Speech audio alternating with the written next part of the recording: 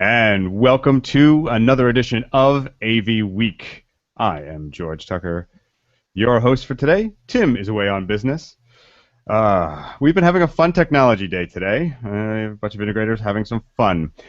My name is George Tucker. We're going to have some guys joining us in a minute, but before that, I'm going to try and connect our friend Joel, who asked to join us, and Google is not being happy.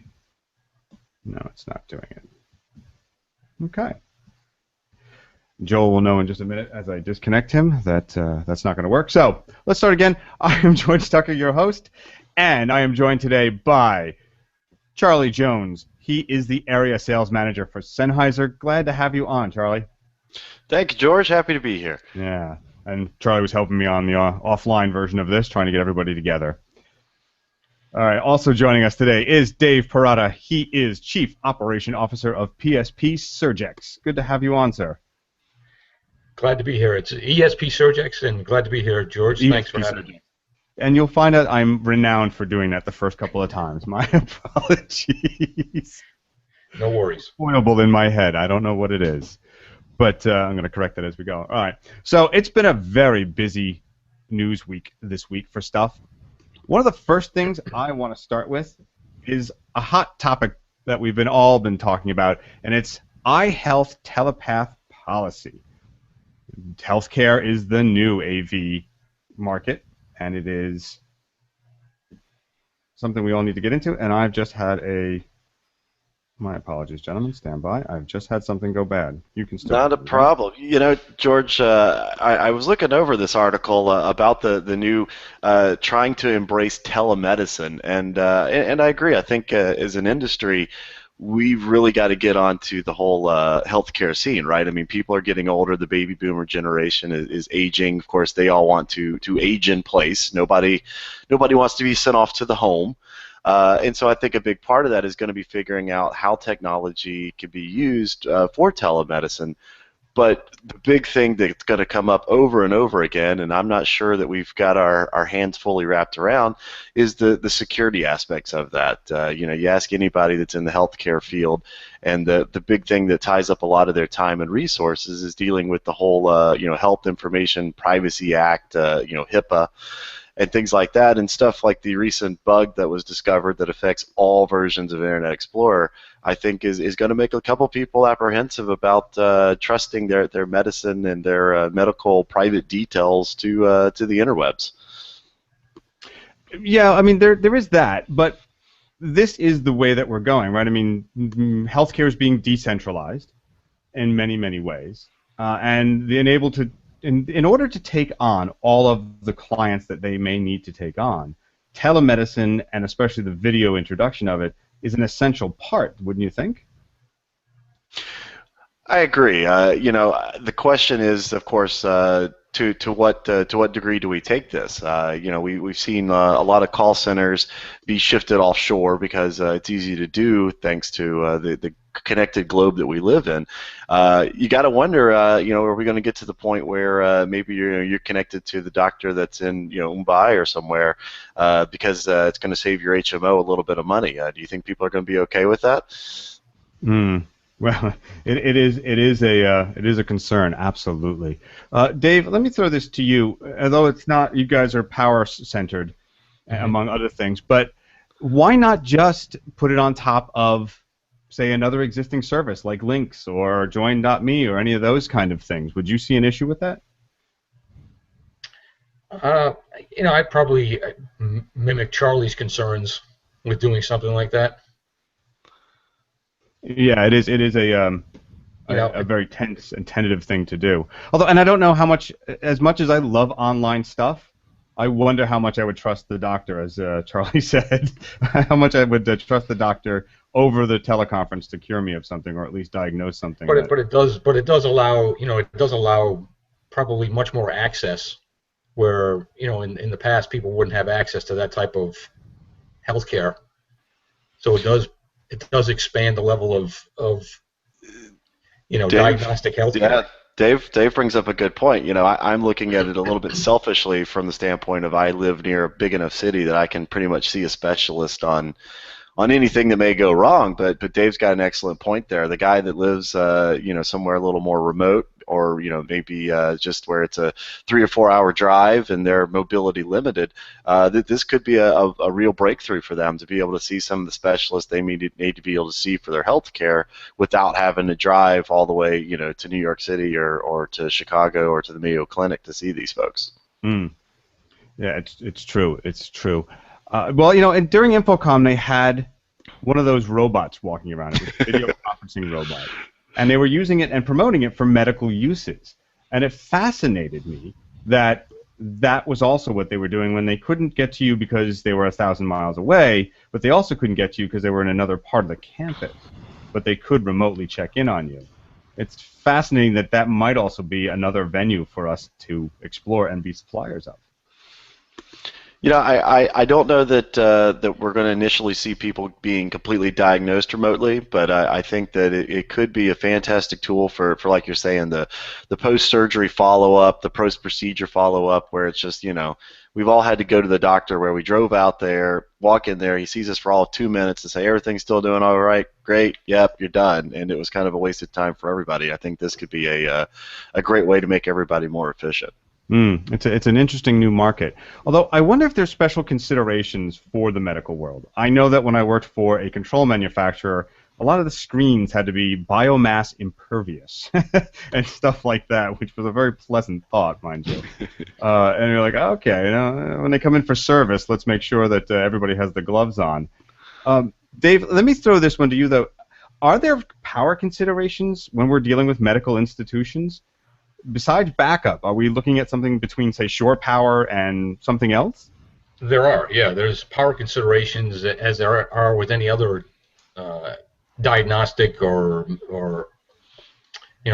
electronic intensive equipment, microprocessor intensive equipment, because they can all be affected by power anomalies. So there are issues, for example, a good example is the diagnostic imaging devices, where doctors rely on those electronic images to diagnose a patient. And we've actually seen where those images can be affected by dirty power. So the doctor reads an image and the power is affecting the way he reads the image. And he's actually seen when he has clean power, he gets a different image to the point where he might even diagnose or miss something because of that image. So that's an example of why it can be important to have clean power and understand your power issues. And then on going further down the road, the equipment's very expensive. And having that equipment damaged by power anomalies, could result in, critical life and death situation where you either have it available or not, for treatment. That's very interesting. I never really thought that the power would actually affect the image quality that they would see, but I guess that makes sense. In the video world, it would. Think about it, George. How often has the doctor shown you that little blurb on the image and said, "Yeah, this is the thing," and you're like, "Really?" Because to me, it looks like a smudge. Yeah. Well, and how many cases have there been where they said, "Oh, that's not cancer. It was just metal. No one told you to take that off." Right. Yeah. Yeah, that's very interesting. Dave, I'll ask you though, just out of curiosity, with the screens being biomass impervious, have you ever had to deal with that kind of medical qualification? We haven't. No, not with power protection. Not yet. Okay, not yet. Wrap it in the screen and stuff. Fortunately, you can usually stick their power stuff, I think, underneath the bed or out of the blood spray path.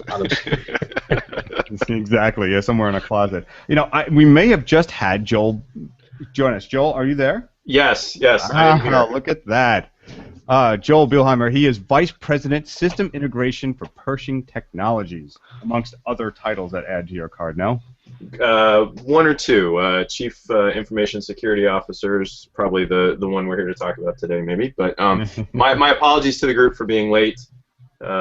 Technical difficulties, which I'm sure everyone will laugh that the IT guy had technical difficulties. So that's all right. You joined us even though we had technical difficulties on our side as well. And Charlie jumped in and covered for me while I was trying to get the system to not crash. That was a good one. Mine was the Microsoft going, yes, we're going to update you now. Yeah, thanks. That was not fun. Well, we were just talking, Joel, about the healthcare market and how they are now putting out some laws or proposing laws that would require video to be part of the initial consultation, whether remote or even in-house. Have you seen this as part of the new market, especially for the IT information area? Absolutely, and this I assume is coming off of the recent state medical board group, the Yeah. Federation of State Medical Board policy adoption. We think that this is actually a really strong move. One of the interesting things about, and I'm sure you've talked about HIPAA and all of the information protection considerations.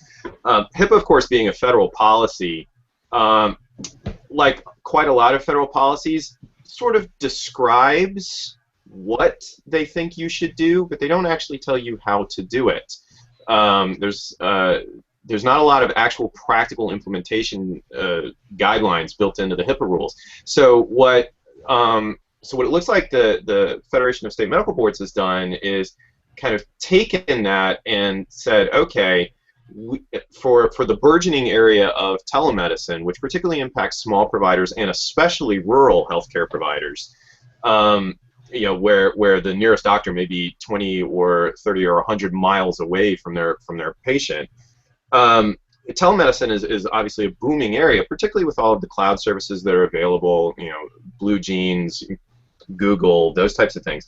So what they've done is they said, okay, we know that you're starting to use these technologies, and those are good things, but you need to be mindful of the patient privacy issues, the truth in lending issues, well, not lending, but the Hippocratic considerations.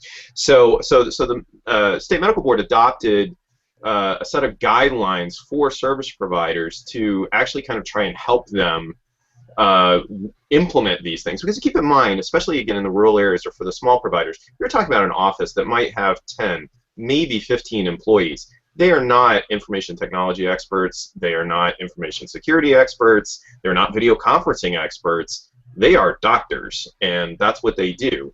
So this is an attempt to kind of give them a little bit of help, particularly in the online areas where there are a lot of services that are popping up to assist patients and service providers with this.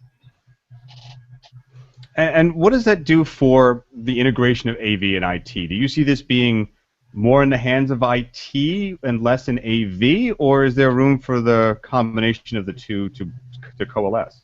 I think there's definitely room for the two sides, and frankly, I don't like.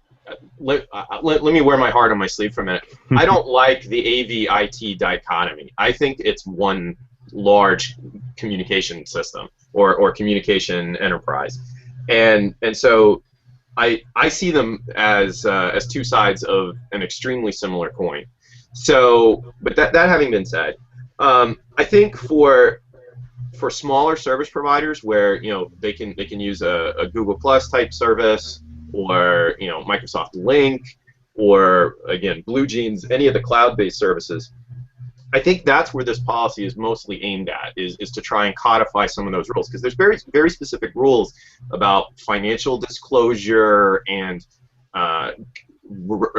relationships that service providers have to have with manufacturers, or possibly even with the telemedicine service provider. So that's what those guidelines are attempting to codify.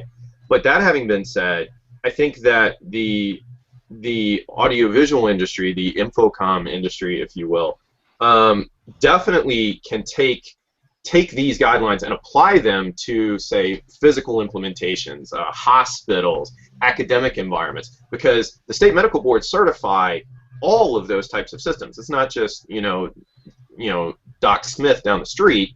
It's the state hospital systems. So it provides, while it is mostly targeted again at online service providers, those rules can be applied to much larger implementations as well. And if I would say to any AV service provider, if you're not looking at the medical vertical or vertical channels or customers that are related to medicine or health or telehealth, you're missing out, because that is probably the single largest area of growth in our industry over the next, I would say, decade. And the next question I would ask you in that, because this came up with us earlier, is from your IT perspective, especially in healthcare, why not use just Microsoft Links or Join.me or any of those other services that provide secure, as they say, Right. conferencing? Right. I can visualize the air quotes that you put there. So the issue that those services have, and from a visual diagnostic perspective, they're actually great. I mean, I can see you right now, George, and I'm sure if I had passed even a D+ in biology, I would be able to tell you that you're looking great, and hope those allergies are clearing up. But for the visual and auditory capabilities that these services provide, and the policy very specifically outlines that. It says, they're capable of doing it. That's not the problem. The problem is that if you go to Join Me, for example, you have no idea who the person you're talking to really is. There's no certification for that. Join Me doesn't register you, George Tucker, as George Tucker, MD. They have no idea where you are. They have no idea what your knowledge base is. So what the medical boards are trying to do is create, I believe, a certification process by which probably third-party service providers or certification boards can come in and say, okay, here's the list of doctors that we have that we have validated, in terms of their credentials, in terms of patient feedback, in terms of meeting, patient electronic health record privacy requirements. Here's all the disclosure statements that they've provided to us or that we've been able to generate for them. And oh, by the way, we might happen to use Google or Link or Join Me, but that's probably going to be a branded, sort of third-party or white label type service. For maybe not. They might have the ability to merge some of those, or they might partner up with, again, like a Blue Jeans or a Mirial or something like that. ClearSea, but it's really ensuring that the line of communication between patient and doctor maintains its integrity, and that the patient has knowledge that the doctor, first of all, knows what he's doing, and second of all, that the patient's information is going to be protected. That's what they're trying to clarify.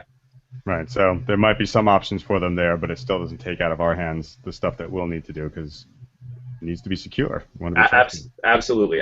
So I think there's definitely, that's part of the reason why we really like that move by the boards. As a service provider ourselves, we think that opens up a lot of opportunity. And of course, since it's not one state doing it, this is now a national standard that all state service providers have agreed to support. So.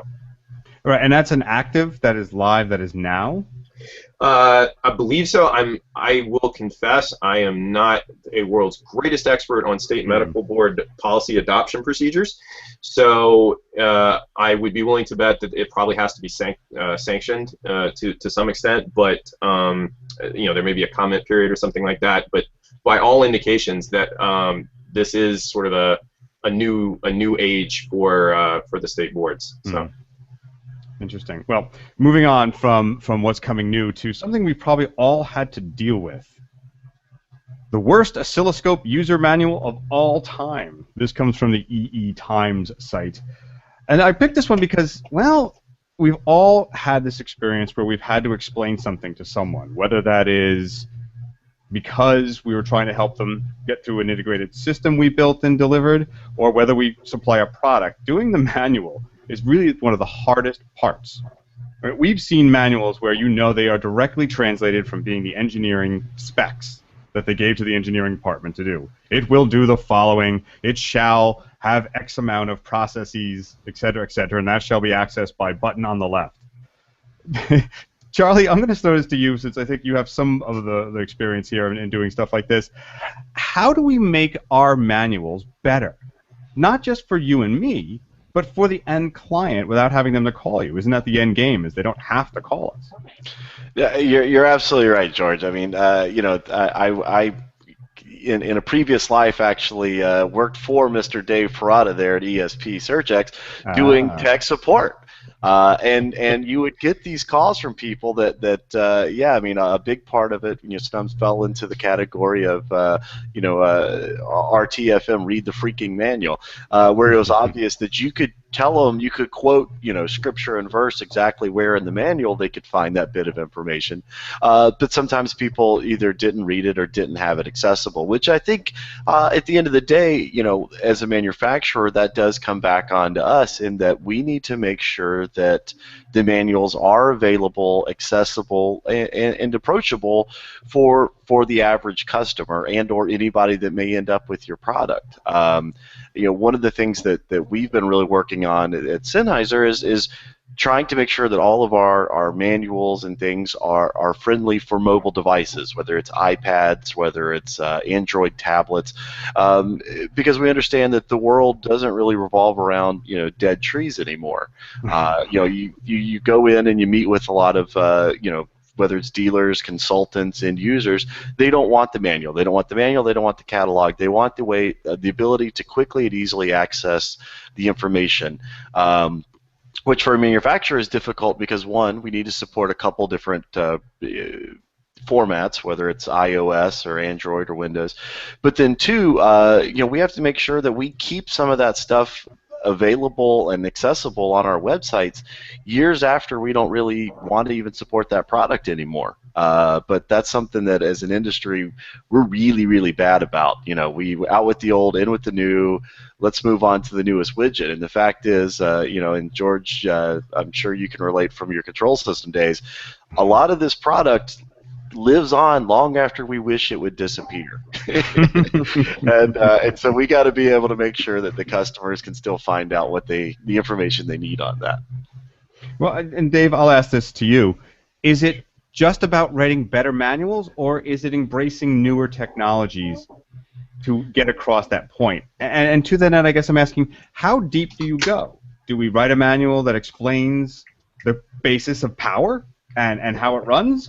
Yamaha used to do that with some of their manuals about how audio, and they had little figurines of how to the sound reinforcement handbook. Yeah. Right. And how far, or even some of their manuals are. Some of their amps had that.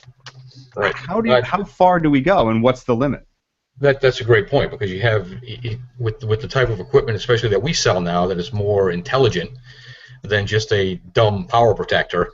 Yeah, the levels of users, are all over the place, from, the secretary that's plugging it into the wall, to the AV integrator, to the engineer, to the diagnostic technician. So yes, we have that challenge of writing our manuals in various formats, and we do that.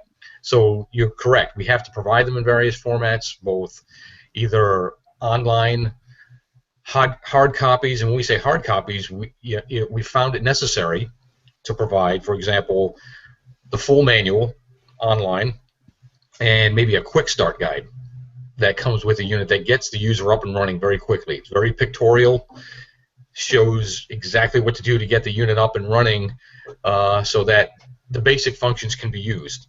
And then the more advanced functions, yes, you'd have to go to the manual. And then what we've started to do also, because of a lot of our equipment now runs with a level of software interface, we've embedded the manuals into the software. So there is an icon in the software that has the manual and maybe some pointers or questions, and even to the level of, as you stated, like technical troubleshooting guides. How do you use and interpret power anomalies? What is the cause and effect, and how do I fix it?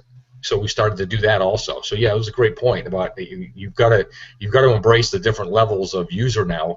And as the equipment gets more sophisticated, you need to be able to provide, much more in-depth information about what the equipment is doing. And let me one more to that then. From the manufacturer standpoint, do you think that maybe producing an app can benefit, maybe a troubleshooting app, sort of like the old electrical handbook we used to get, or the little the technology handbooks we used to, the black thing that we used to all get? Yeah. Is that an option, or does that become just too much to keep up? No, Absolutely, because a lot of the technicians that use our devices, for example, are using tablets and mobile devices. So yes, an app to help them diagnose power problems or to use the equipment. Yeah, that'd be a fantastic addition to our volume of manuals and technical information. And I want to say that I think Fluke may already have something like that for multimeter use, if I'm not mistaken. That's right. Yeah, I believe they do.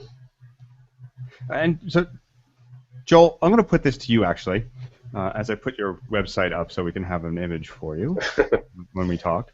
So, Joel, from the integration side, though, we don't always provide the best manuals as integrators. We try, and on the commercial side, it's more common than, say, the residential side.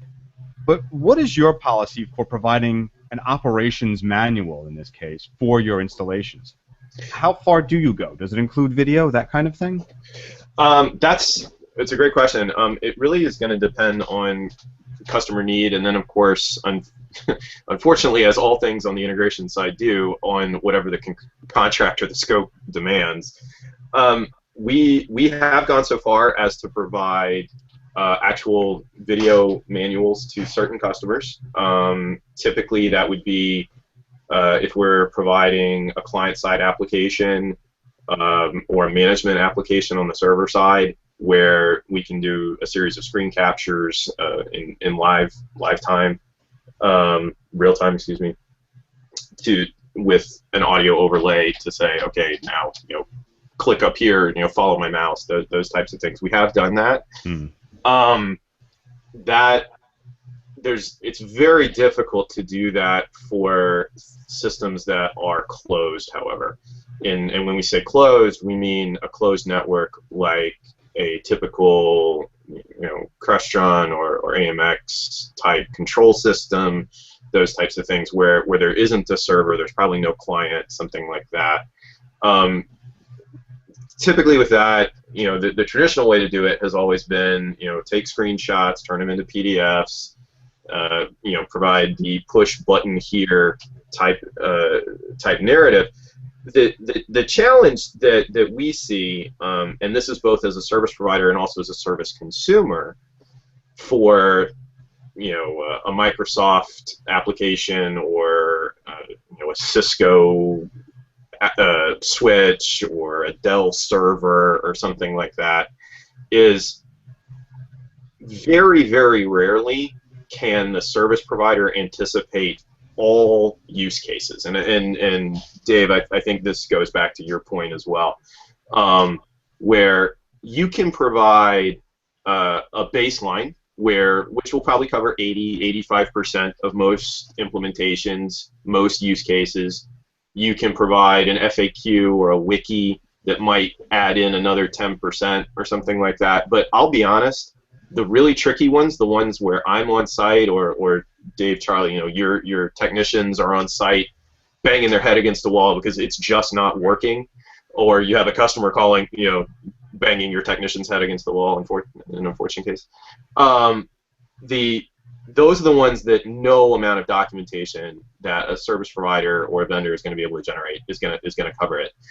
That's an instant tier 1, tier 2 escalation. I'll be honest, the way that I get through most of those is not actually by contacting the manufacturer. It's usually, if the manufacturer is large enough, it's usually working through online forums, that like VTC Talk, for video conferencing, just banging around the Microsoft forums, the knowledge base. Obviously, if a manufacturer's supports a smaller market, typically, it's going to be difficult for them to create that kind of forum, but that doesn't mean that somebody else hasn't run into that issue somewhere online.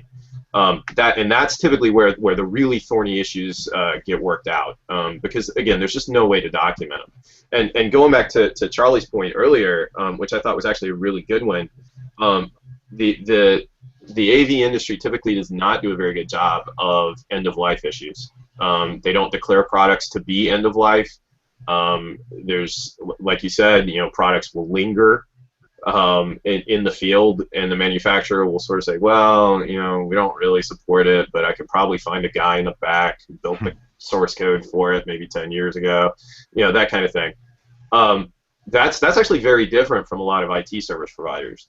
They'll just take products, Windows XP, was officially declared end of life, 3 weeks ago, and that Internet Explorer vulnerability that just came out, it won't ever be fixed if you have Windows XP.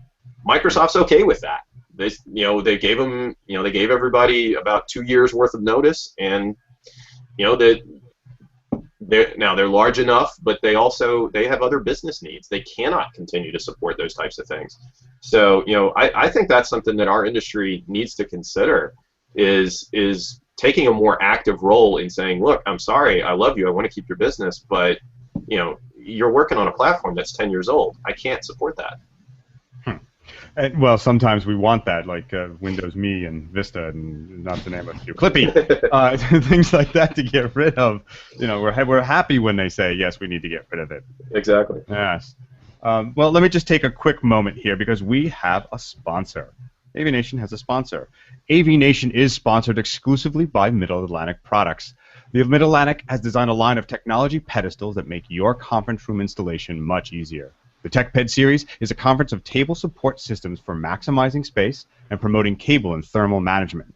There are lots of different finishes to choose from, so you can match your room as best as possible. And there's also options like wire mold, power, and cable retractors. The TechPed series from Middle Atlantic Products do for conference tables what the cadenza rack did for credenzas. This is actually a really cool thing. The first time I saw this in the installations I do, I love those little pedestals. It's like a half-rack system. I can't believe I didn't think of this. Why did we have to wait so long for it? So thank you to Middle Atlantic for sponsoring us. You can find more information about these at middleatlantic.com/aviation-techped. And thank you to our sponsor. All right, so the next article we want to talk about is the FCC. Yes, everybody loves to hate the FCC. Everybody loves to talk about them. But they have recently went and said that net neutrality doesn't really exist, or at least that's my take of it. Guys, I'm going to ask you about this. I'll start with Charlie. Charlie, can they really do this, or is the Pandora's box already open and we're down the slippery slope of it ain't free no more, baby? I'm afraid that you're right, in that the Pandora's box is open and the proverbial cow has left the barn. I mean, the problem is the FCC has really gone from its traditional mandate of being, a government agency to just kind of make sure that RF didn't tromp on each other, to really, whether they want to or not, are very much kind of a political pawn, and definitely not to get into politics on this show. But the point is that as the administrations change, unfortunately, the FCC kind of feels the pressure to change with it. And so I think that right now, in terms of net neutrality, we're very much into a point where it's kind of those that can afford to pay to play are the ones that are getting preferred access. And so we've seen recent agreements between Netflix and Verizon, Netflix and Comcast, to make sure that they have access to the bandwidth that they need to provide their service. And while that's absolutely fantastic in that it keeps my wife from calling me at 10 o'clock at night when I'm on the other side of the country to complain about not being able to watch the latest video on Netflix, it really stifles a lot of innovation. A lot of these things like Netflix, they didn't start off with the backing of a Google or someone else with really deep pockets, and so you really, the fact that the internet was kind of a Wild West in terms of may the strong survive and come on in. I think that unfortunately that those days are starting to pass, and I really fear that's going to stifle innovation long term. Yeah, I mean, there's lots of different little startups out there, but is that part of the problem? Is that there's too many people coming out, and as was infamously said, it's not a dump truck, it's a series of tubes? Is there a reality? So, there's two sides to every argument. I personally think that we need to maybe mandate a certain level, and it sounds like for me in this article that what they're trying to do is walk that tightrope of saying, look, here's an established minimum standard that everybody should be able to expect, but that at the same time that people that can, should, or need to can buy up to that next level of access, and I think that if they can pull it off, that's probably the best approach that we can actually hope for. I suppose so. Dave, I'll put this to you, that as a manufacturer of power systems and power control systems and that lot, you have to follow certain rules and regulations that may have changed from the early days of development of the electrical grid, mostly to the benefit. But do you see this as something that is really commercially reasonable for the FCC to do, or are they really just doing it, and Tom Wheeler bending to the whims of the cable companies who are saying we won't support your lobby anymore? Yeah, I think I agree with Charlie's take on it, that it's probably overstepping. In the sense that it's gonna stifle innovation. It's an area. You look at the Netflix case right now and what they're arguing. That pretty much says it all as far as how it impacts their business and how they're going to do business in the future. Are you guys facing anything similar in the development of power products that aren't really safety codes, but someone's trying to do something that sort of stifles what you can do innovatively with the products, control or access? Yeah, I would say not really. No, we don't run into that because a lot of the things we do are pioneering in the world of power protection already. So we've not really run into that type of roadblock, so to speak. Now, my question was really coming from, I wonder if they're paying more attention to what content access is than they are the power grid and items like that, which wouldn't be surprising to me, actually. Oh, well, JB, we're going to talk to you a little bit. What is going on here? Are they really concerned about the bandwidth, i.e. the dump truck versus the tubes, or are we really looking at content providers finally getting their claws into stopping the Wild West? Well, I think there's a couple things to keep in mind, and I don't disagree with what Charlie and Dave have said. But that having been said, let's take a slightly different look at it, which is the FCC is the United States Federal Communication Commission.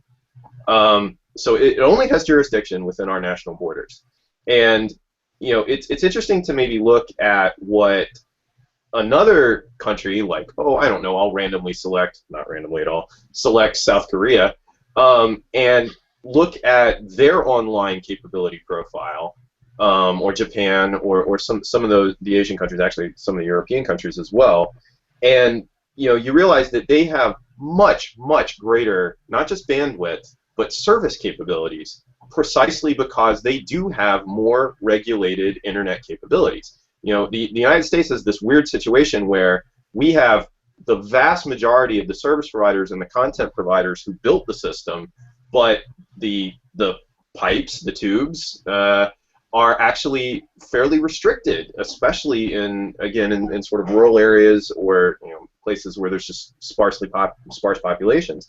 We can't all live in Googleville, Kansas, unfortunately. So unless and until that becomes a reality, I think part of what the FCC is trying to do is to say, look, if we don't create some kind of baseline, then we are going to be left behind as a country. That you will have, and so yes, obviously there has to be, in their mind, there has to be sort of a pay-to-play capability. But the other side of the equation is, we also are trying to insert ourselves into the conversation so that we can dictate a minimum level of online connectivity. So some of it is the minimum bandwidth requirement, although that hasn't been defined. And do keep in mind, these are proposed rules. This hasn't actually been adopted yet. But they haven't defined the minimum bandwidth. But by the same token, they're also trying to create the ability, or ask the question as to whether or not the FCC has the ability to regulate peering. And that, I think, is actually the far bigger implication of this effort. Net neutrality has been bandied around for a while, and Silicon Valley and the proto-libertarians of the net may not like it, but in reality, there was probably always going to be some regulation that was going to happen. But the fact that the FCC is trying to insert itself into the peering discussion, so that those relationships between content providers like Netflix and service providers like Comcast can be actually governed and regulated. I think that's kind of the other side of the equation, because right now those are completely unregulated. The FCC doesn't even have the mandate to do it. So I think that's what they're trying to do, is to say, okay, guys, it has been the Wild West. Now we have to create some standards, both for the minimum, but also for the maximum as well. Well, and I asked the question because the early days of radio were pretty wild, and the FCC has gone back to saying that some local radio stations can operate on what were and are existing commercial bandwidth. Is that a sign that they're focusing more on the internet and its infrastructure and giving up off-air? Or can we get to a point where we can bring it back to an equal balance? Because I have to say, I truly do fear that my cable provider, Cablevision, is renowned for being draconian in its efforts to stop people. But can we get back to that sort of innovation where, from the groundswell up, and the hobbyists, who are far more intelligent than the hobbyists were back in the days of early radio, to help us drive that innovation and keep it going without it closing off? I'd like to see that, and I think there's always been. I mean, I got started in radio, to be honest, back in the several previous decades. But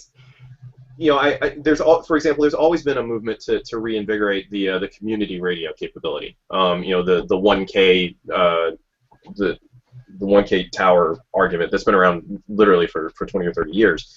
And certainly I think that the current administration is trying to support small-scale, community-oriented communication capabilities. But the fact is, the Comcast of the world, they don't really care who wins elections. They contribute to both sides. They always make sure that they're on. And I'm not trying to pick on Comcast. That was the first name that popped into my head. But everybody hates their own cable company. We know that. It's sort of like your cell company on somebody's lawn. But diplomatically, I have to say this is not about Comcast specifically. All of the cable companies lobby. The NAB is the single largest lobbying organization, National Association of Broadcasters, the single largest lobbying organization in the country. So they are very, very well positioned. I think the fight has been and probably always will be over the last mile. In other words, how whether it's coming in over a piece of coax or a piece of fiber, or whether it's a citywide WiMAX, or whatever the next generation of metropolitan area wireless technology is going to be. WiMAX. Yeah, because that works so well. But point being, I think what the FCC is starting to realize is that there is not a single pipe for the last mile anymore. There are multiple pipes for the last mile, and that you can take the argument and the position and not be wrong that maybe this is outside the FCC's jurisdiction. But I think what they are trying to point out is, well, if it's not in our jurisdiction, it's not in anybody's jurisdiction. And at some point, this is considered a utility. What happens when phone lines nobody uses? I mean, I don't have a hard line in my house. I only have a cell phone, for example. That is the only way that I can communicate to the outside world. So what happens for 911 service? Okay, well, that has to be regulated for me. What happens if I don't have a cell phone? What if I only have VoIP? Well, okay, the phone regulations don't apply to me because it's Ethernet.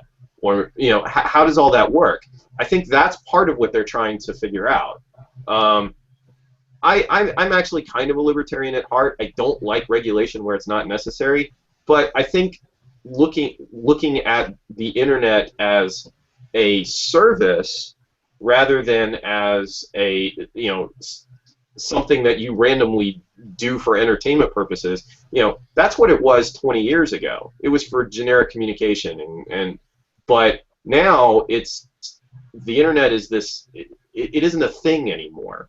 It's a concept. It's a service. It's a set of applications. It's a business model. So I think it's actually very legitimate to say somebody somewhere has to regulate that, or the private sector has to develop some set of standards to be obeyed for content provision, and that's. It's not an easy question to answer, and obviously the people who generate the content want to be able to charge as much as humanly possible, and the people who purchase the content don't want to pay anything for it. So I think inevitably they're going to have to meet in the middle somewhere.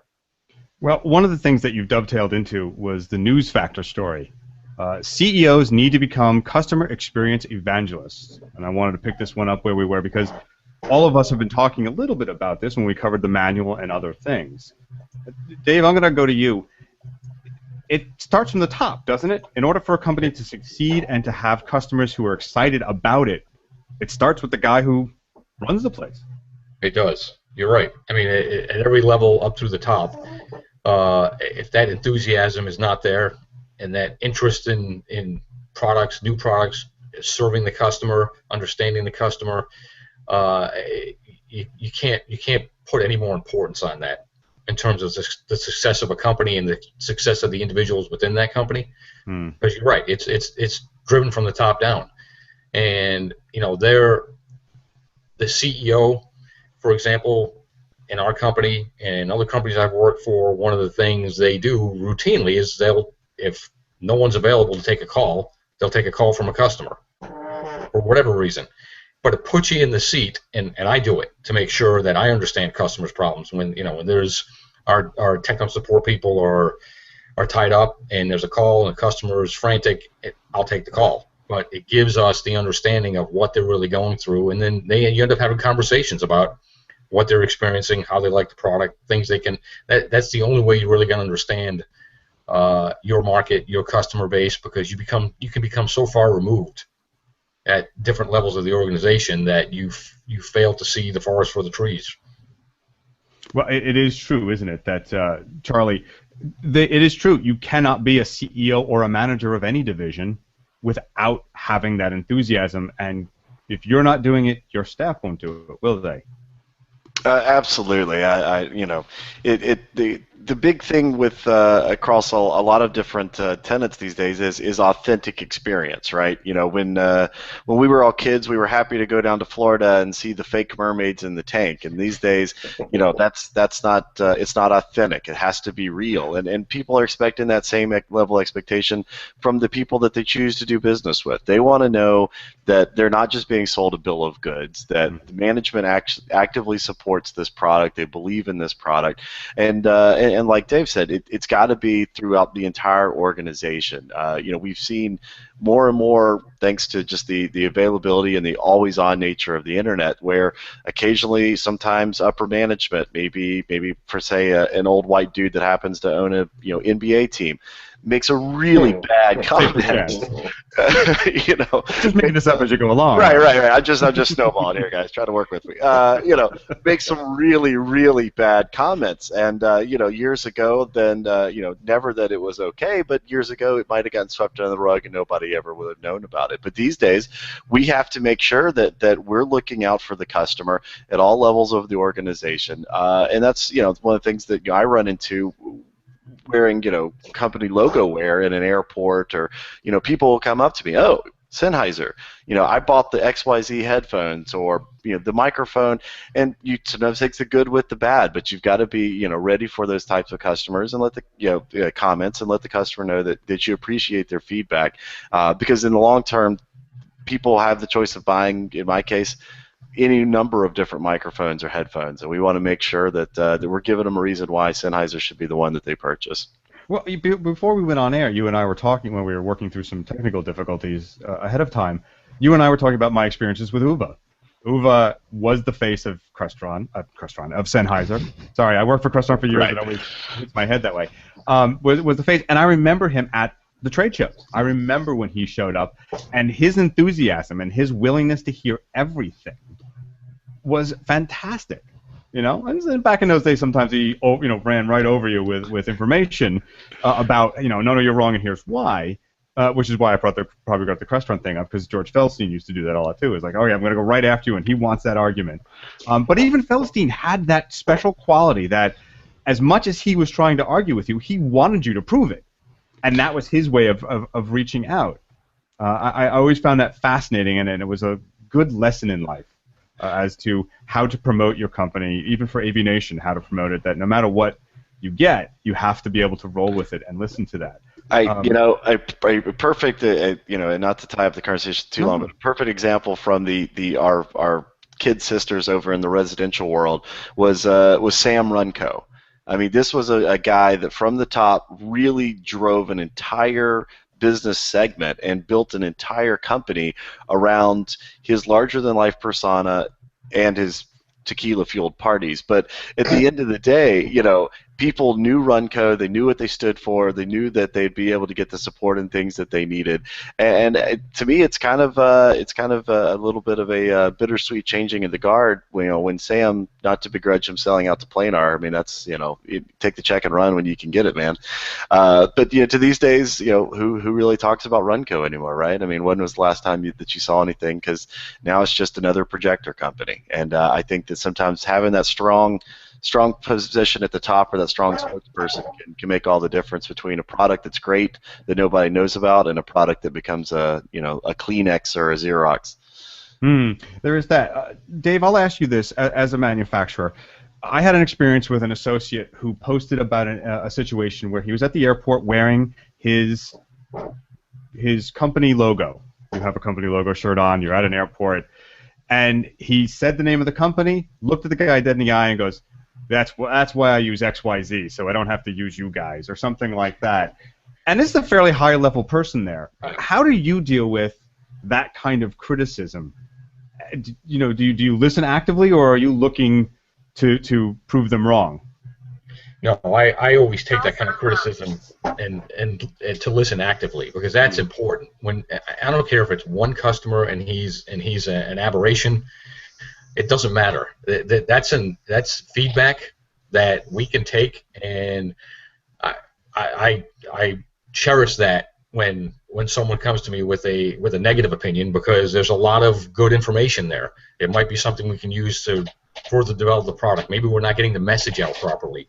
It says a lot, and any input is valuable. You can choose to disregard it, but you're doing yourself a big disservice when you do that. So it's important, and I encourage my guys to do the same thing when they get those kind of calls, or they bump into people who say that. Ask questions, listen, ask questions, ask what can be improved, but you got to turn that conversation around so that maybe there's something we can do to help that customer. That our product is deficient in some way, has some feature that they wanted and they don't see it. Okay, how can we add it? Maybe we can do it immediately for them, and it adds to the value of our product. So it's extremely important to listen to that type of conversation. Yeah, and I like that. I mean, I've seen too many examples where people want to, take command of the conversation when it is really a listening. And most of the time it's a misunderstanding, and you can always get through it. Sort of like the rule of social media. All right, one last story, gentlemen, that we can get to today. This one comes to us as well from EE Times, but I found it interesting. Startup pioneer printed electronics. This is about a Midwestern town with a number of graduate students developing printed sensors. Now, these are the kind of sensors that they use on, as they see in the picture there, helmets and other equipment to sense how much impact that individual took, whether it's a football player or a firefighter or something of that nature. But this is in a small town that once did printing, and they're now utilizing their knowledge and knowing of a market need to develop a town into a new world or into a new industry. Charlie, I'll start with you on this one. What can we do to make more of this happen? Because this is what we've been looking for, right? Infocom just did USA Science and Engineering Festival down in Washington, D.C., in which part of the idea was to get more young people, but people in general, interested in technology and science and know how to do it hands-on and be part of it. this looks like a prime opportunity to make Rust belts into tech belts. Yeah, and then that's I think what they're all trying to do. You know, and the key is that we've got to make sure that we've got the right infrastructure in place. Whether it's you know, like we were talking earlier with some of the Google communities and things like that. At the end of the day, the community has to kind of get together and say, look, how can we move into the 21st century? You know, in this article, you know, they're in Kalamazoo, Michigan. How, you know, lately these days, let's be honest, Michigan tends to be kind of the punchline of a joke of, you know, with the last one out, turn the lights off. And rather than just say, yep, you know what, we're not building cars anymore, it's done, or in this case, you know, print and paper. I think there's a great case in point example here that other industries, you know, for example, like Xerox and Kodak and guys that were up in Rochester, New York, you know, for the longest time that was the biggest employer. That's who everybody worked for. Well, now with managed print and the fact that there's not nearly as many people actually printing pictures, you know, Kodak is just. I think these days is just a patent holding company. I don't think they actually own anything.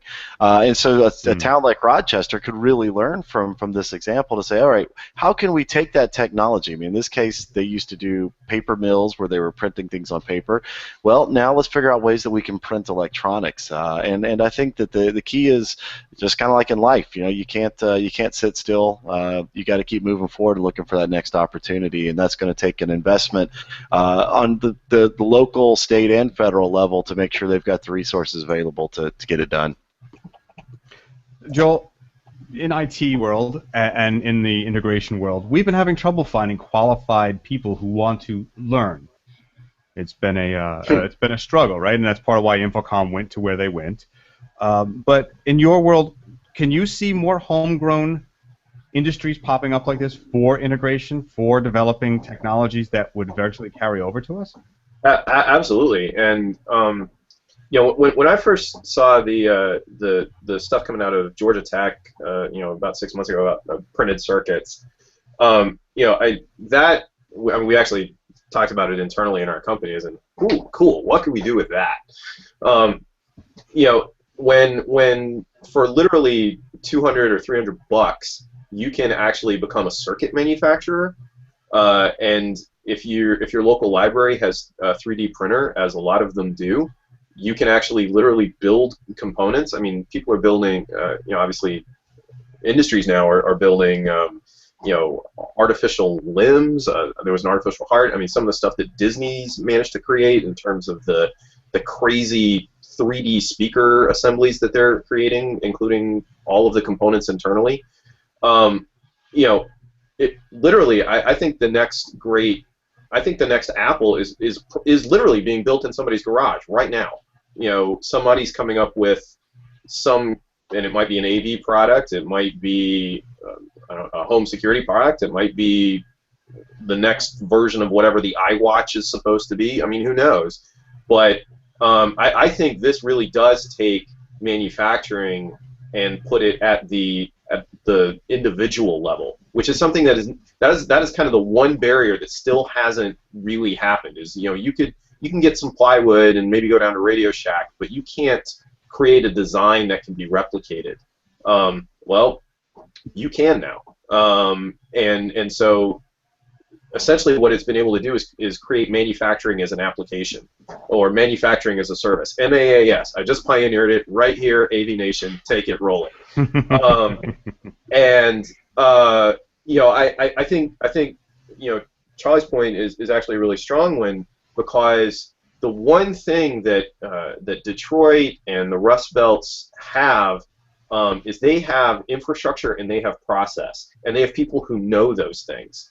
They may not have you know, they may not have the customer base for the brakes for their cars anymore, but if they know how to organize themselves and they know how to create those types of things, then all of a sudden all of those factory workers and all of those designers can go home and build those types of things in their garage and say, hey, you know, those brakes systems that we've always never had a way to prevent from overheating, what if we tried this? And essentially you've managed to create a laboratory that now has millions and millions of potential members in it. So I think it's awesome.